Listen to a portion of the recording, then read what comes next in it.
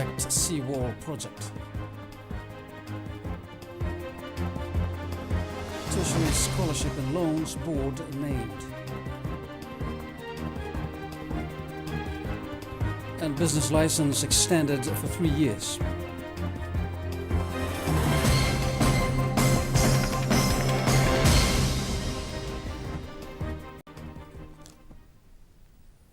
Very good evening, but first tonight, a 46-year-old man of Savu is now dead after he was crushed by logs this afternoon.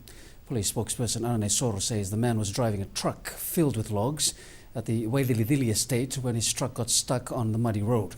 The man got out to check the back of the truck when the chain used to fasten the logs snapped, resulting in the fatal accident. A team of 15 police officers are conducting a house-to-house search for 65-year-old Eliki Suka of Mindre Settlement in Singatoka, who is wanted for questioning in relation to an arson case. Suka is alleged to have information on what led to a fire at Natavora that claimed the life of his 40-year-old wife and leaving his 8-year-old daughter in hospital. Anyone with information is requested to call 917 or the Lautoka police station on 666 2222.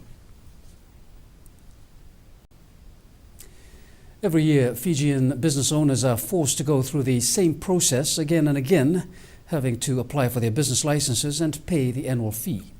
Now, due to a new initiative by the government, the consuming encounter with municipal bureaucracies can be avoided.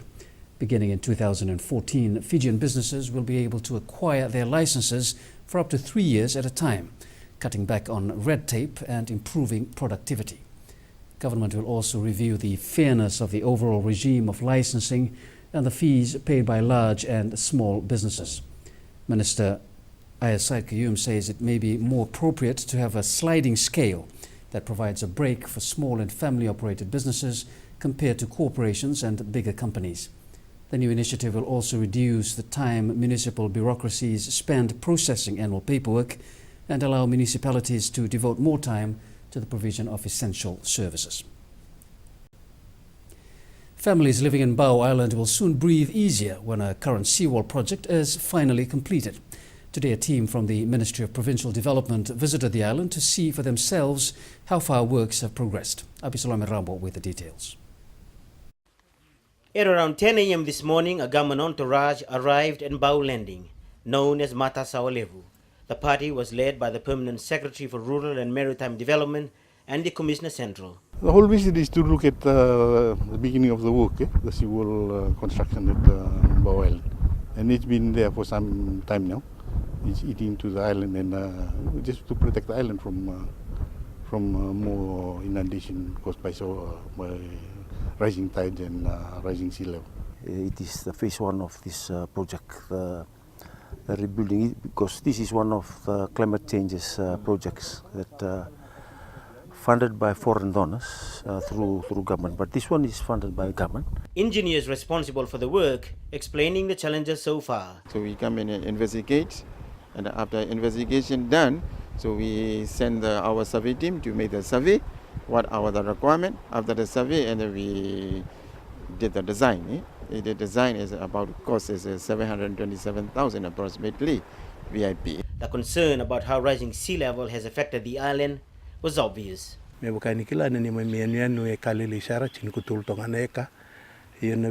you know, our island is relatively small, which is 13 acres.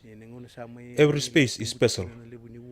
With sea level rise, it has disrupted our livelihood, hence the beginning of this project. The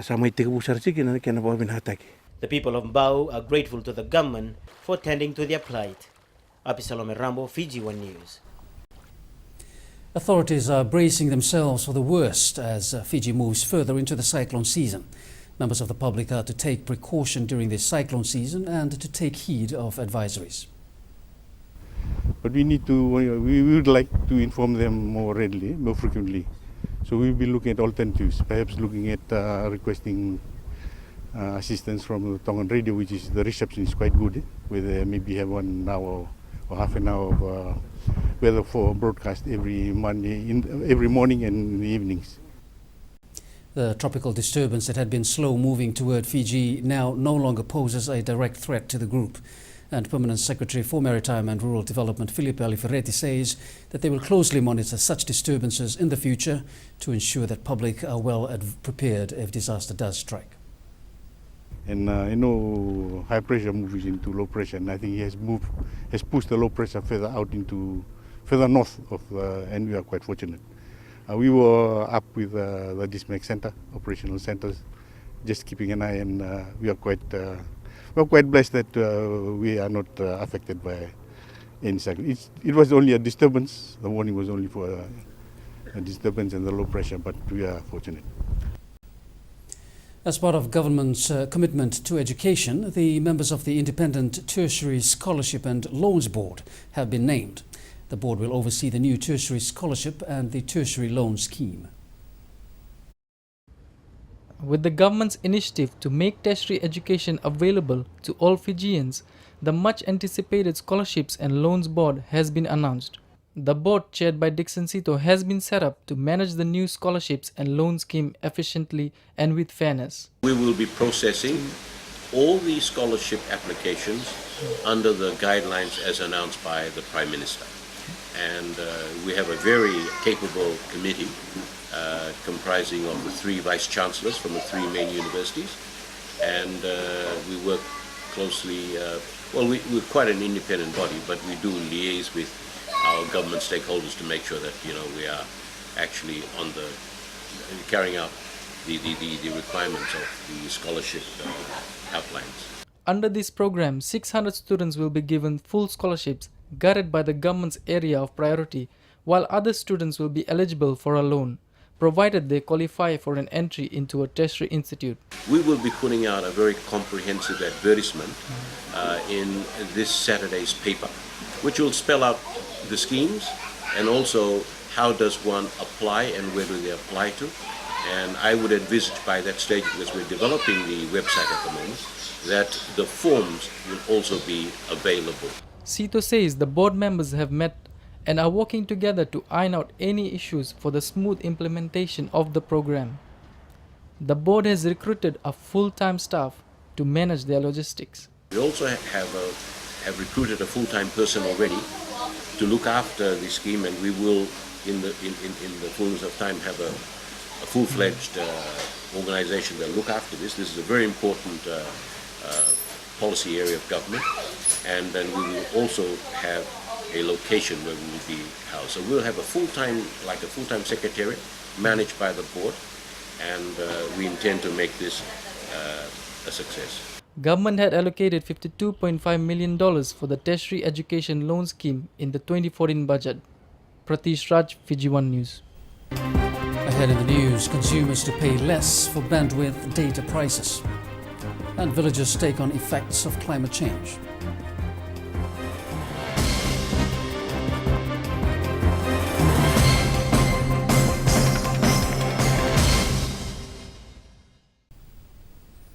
Hello again. Leading this segment, the bodies of the slain mother and daughter who were victims of a gruesome domestic dispute outside Visese over a week ago were today laid to rest at the chiefly burial grounds in Vunda. In a solemn ceremony that focused on the message of love and forgiveness, the family of Sisi Taufa Patolo say they bury their grudges and unforgiveness with their loved ones. Sisi was buried alongside her daughter Sarah Patolo. In a moving service, the brother of the slain victims, Pastor Paea Taufatafo, said his family has forgiven Priya Darshani for the alleged murder of his sister and niece. The family, however, will look after Priya's son, the child she had with Sisi's husband, Patolo. Pastor Taufatafo said the message everyone can take away from the unfortunate incident is to love those who do us wrong. Close to 100 people from all walks of life and the surrounding Vunda communities turned up to pay their last respects to the mother and daughter who lived just a few minutes from Visese village. Sisi and Sarah were buried in the traditional chiefly burial ground at Visese. The Commerce Commission has revised the wholesale bandwidth data prices downwards by 15%. This means that individual users who procure data from internet service providers will also see a reduction in their rates. Halita Stadt with the details. The last changes to the bandwidth prices were made back in 2011. The Commerce Commission today announced a further reduction in the prices by 15%. This implies that any institutions and businesses that procure data on a wholesale basis from various suppliers will have substantial reductions. These include all the universities, all the high schools, all the primary schools. There will be a substantial reduction, as much as 15% from 1st of January. Then you have got government ICT center. Then you have got all the manufacturers who have got multiple plants, all the banks, all the coal centers. All those institutions, large institutions who procure data on a wholesale basis, there will be a direct reduction. The reduction of prices does not end here. A further reduction of 23% will be made in January 2015. Currently, for 1 meg of bandwidth per month, it was, let's say, if you transit from Australia, it was $420 per month, the wholesale rate. From 1st of January, it will be $357. And we have approved for 1st of January 2015, it will go down further to $258. The new price will come into effect from the 1st of January. So how did the Commission come up with this reduction? There are certain costs that they have to pay to Fintel to facilitate the transfer of data from the Southern Cross cable to the rec that they have at Fintel's landing station. So all these things were factored in to see what is the new price.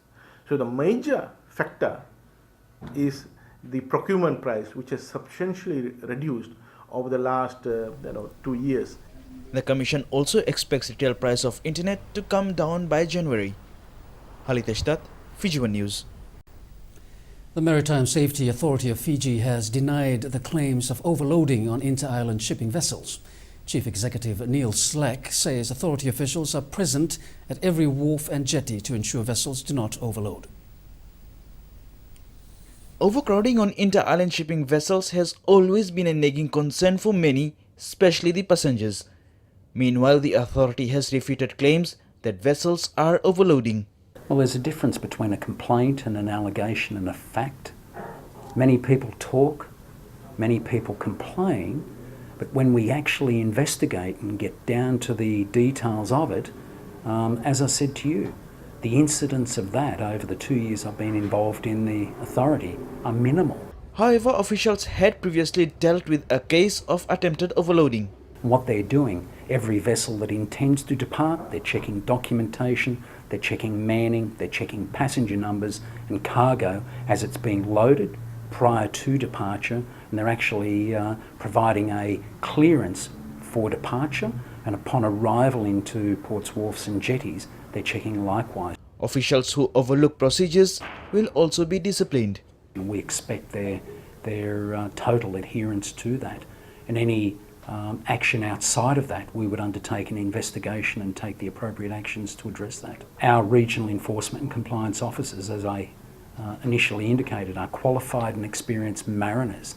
They understand the implications of intent to overload. People are reminded not to board a vessel if they feel unsafe. Halitesh Dutt, Fiji One News. The people of Matenodo on the Rewa Delta have for so many years suffered the consequences of rising sea levels.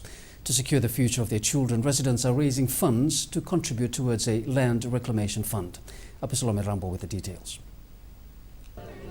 Just a day after Christmas Day, and the people of Matenodo village are working towards a better 2014. The initiative comes after government indicated that it will help out. We are thankful for the good news. $166,000 is the amount. We are grateful by government to help us with the project.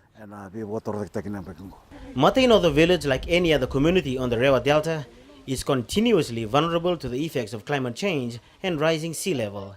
Hence, the immediate area surrounding the boundary of the village is always inundated with a normal tidal surge. Our development vision was in place. We are fortunate we have been helped by government. This fundraising is to support the grant.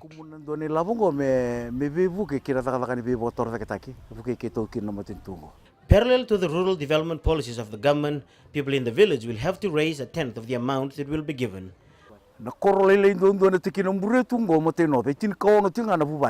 Matainodo is the smallest village in this district of Buretu.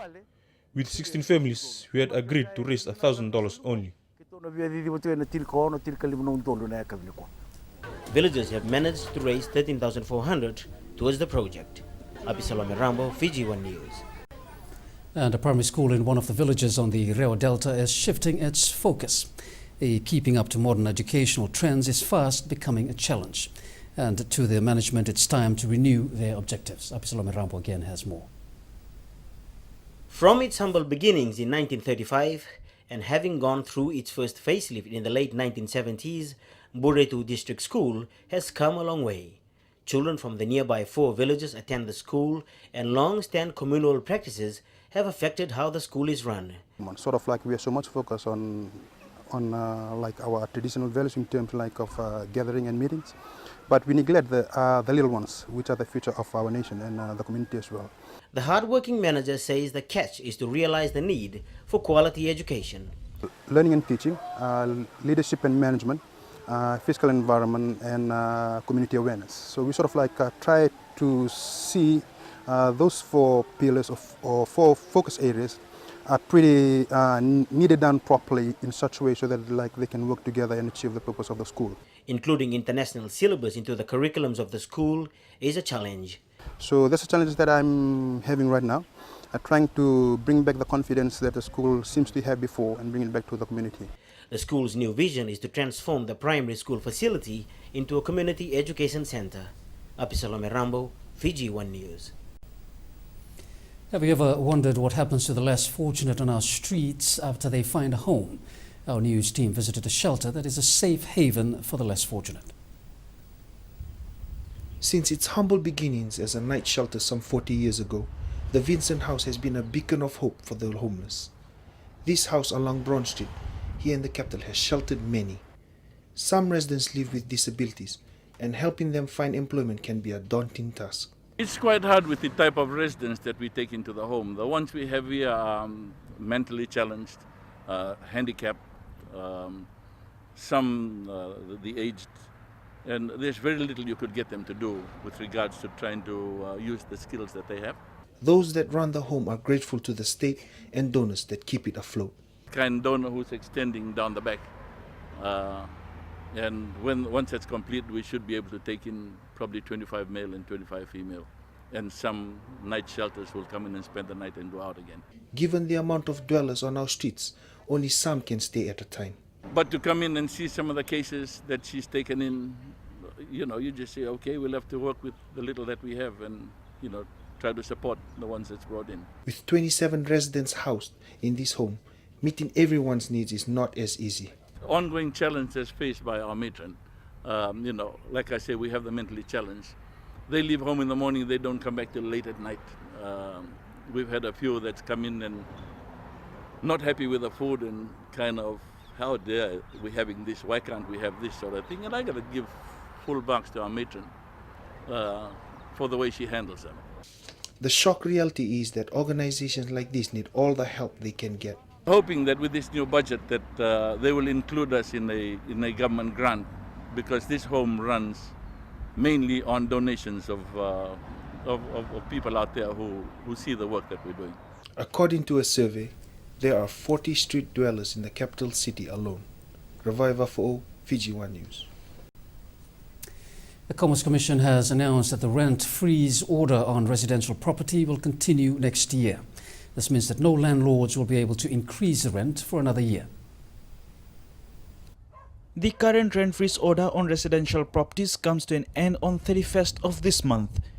Before the Commerce Commission lifts the order, a massive exercise on registering all landlords and collecting important data will be carried out in 2014. Which will allow the Commission to then get a price control order end of next year, and based on the price control order, the Commission will then examine cases where landlords have undertaken capital works or upgraded the property, and therefore allow them to increase rent so that at least they can maintain the return to capital investment. Dr. Reddy says the intention is to allow more people to make capital investments on their properties. We do hope that 2 things will occur. over the next 12 months, more supply of residential flats will be made into the market. And secondly, we will see genuine cases or property owners who have made capital improvements, that they are allowed to increase rental rates. Dr. Reddy adds there is a need to control the industry. At the moment, we don't have a competitive market. At the moment, we have a market where there's a huge demand for residential premises, particularly 1, 2 bedroom, 3 bedroom, while supply in the market is restricted. And therefore, given this anomaly, if the freeze or a order is removed, then there will be a substantial rise in rental rates, which will push inflation in the country to levels which will be detrimental to the economy. Halit Ishtat, Fiji One News. Pacific News is up next. Stay with us.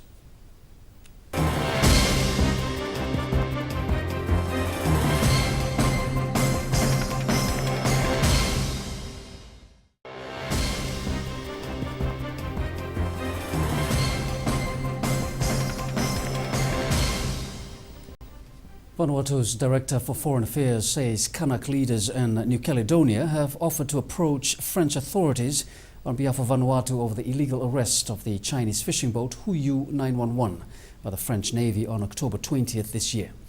The captain of the fishing boat was prosecuted in Noumea and found guilty of trespassing and fishing illegally in French maritime waters and fined $5.5 million and his catch and fishing boat confiscated by the French.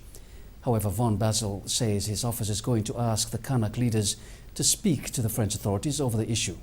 The Vanuatu government insists that the Chinese fishing boat was fishing in Vanuatu waters when it was illegally arrested by the French Navy. The Maritime Boundary Coordinator Tony Tevi says the French Navy acted on a new French boundary line, which the French authorities drew without the courtesy of discussing it with Vanuatu. Now remember, you can view tonight's Fiji One News Bulletin on our website. That's at www.fijione.tv. You can also watch previous news bulletins as well as our current affairs, business and sports shows.